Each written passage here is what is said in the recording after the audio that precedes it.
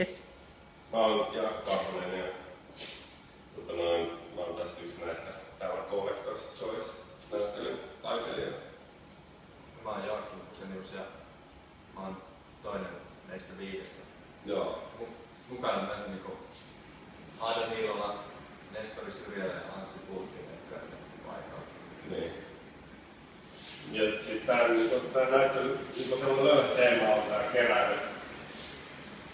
Ja mitä se niin voi käytännössä tarkoittaa, tai mikä tavallaan se on, merkitys voi olla tavallaan.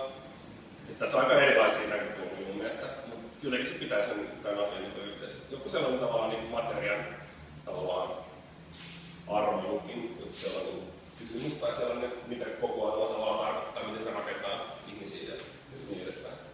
Niin se jotenkin, koko aihe oli jotenkin niin luontava tälle ryhmänäyttelylle niin lähtöpisteelle ja sitten me käytiin aika kovaa keskustelua siitä, tai niin kuin, mitä se keräily toi kullekin mieleen. Ja sitten jossain vaiheessa niin kuin, päädyttiin aika kauasti toisestaan, että tavallaan niin kuin, mikä on mun mielestä ihan hieno juttu, että se tavallaan se aihe sitten niin alkoi elää niin jokaisen vähän omalla tavallaan. Ja sitten kun teokset tuli tähän tilaan, niin sitten yhtäkkiä ne asuttukin jotenkin aika mielenkiintoisesti yhteen takaisin. Joo, kyllä. Joo, se oli ihan kiinnostavaa. Me otettiin se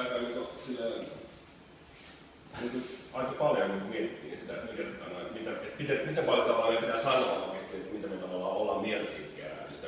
Se on musta se tosiaan toimii sellaisena kokoavana asiana. Joo.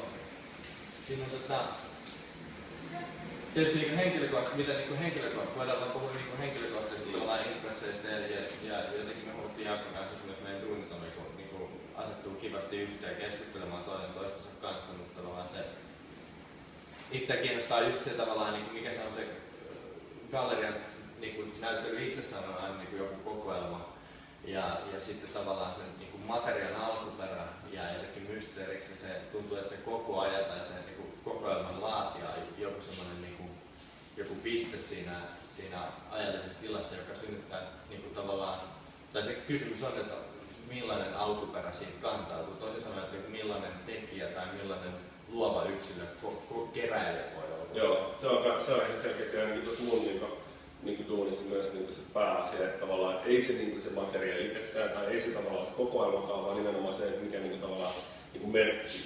Tai miten se tavallaan on sellainen sellaisen työn tavallaan sellaisen minän rakentamisen ja oman maailman rakentamisen tavallaan työn tulosta.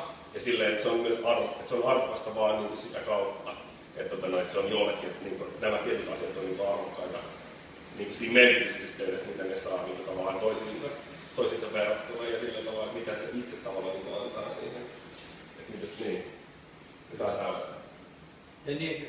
Ja siinähän on tavallaan monessa teoksessa tämä myös tuossa Aadan ripustuksessa, tuossa kollaasissa niin toistuu myös sama, että tavallaan joku sanoisi, että niiden osastojen alkuperä on jossain täysin muualla, mutta sit se yhteys, johon ne asetetaan, niin se on sitten tavallaan se koko ajan tai keräilijän viisaus tai luova teko. Niin. Niin, se on just siitä tavallaan, se on musta tässä Nestorissä kanssa samalla se, että mikä on tavallaan jätettä tai mikä on merkityksellistä ja miten se tavallaan tapahtuu se merkityksen arvon jotenkin muodostuminen. Joo. Jotenkin, niin. Itseään silloin alun perin kiinnostui just se tavallaan, että mikä on tavallaan kokoelman minimissään tai mitkä on kokoelman jotenkin parametrit. Kuinka kaukana kaksi asiaa voi olla toisistaan, että voidaan luottaa jotenkin kokoelmaa sisällä. Mikä niiden yhdistävä linkki? Tavallaan sillä, että siinä on, meillä on kaksi asiaa, kaksi teosta, niiden välillä saattaa olla hirveä kuilu, mutta kun ne sisällytetään kokoelmaan, niin ne kysyy tavallaan toisiltaan, että mikä niiden yhteydessä on. Ja se on mun mielestä mielenkiintoista, että nimenomaan dimensioita yksittäisten teosten välillä. Joissain näissä on tosi selvä, että niin kuin sä sanoit, niin tavallaan niin Nestorinkin tunneessa, niin se on kyllä tavallaan eri tavalla läsnä se tavallaan jo valmiin tuominen tavallaan. Joo. tanssilla asettaisi niin jotenkin niin kuin, se taas viittaa siihen tavallaan niin siihen arkistointiin ja sellaiseen niin kuin.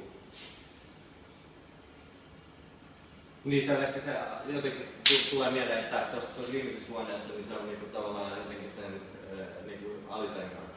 Sen koko installaation alitajunta näytetään siellä niinku niin. siinä videograafissa, jos se nyt niinku saa jotenkin tulkita näissä aukeudella. Niin totta, se on ihan mieleen.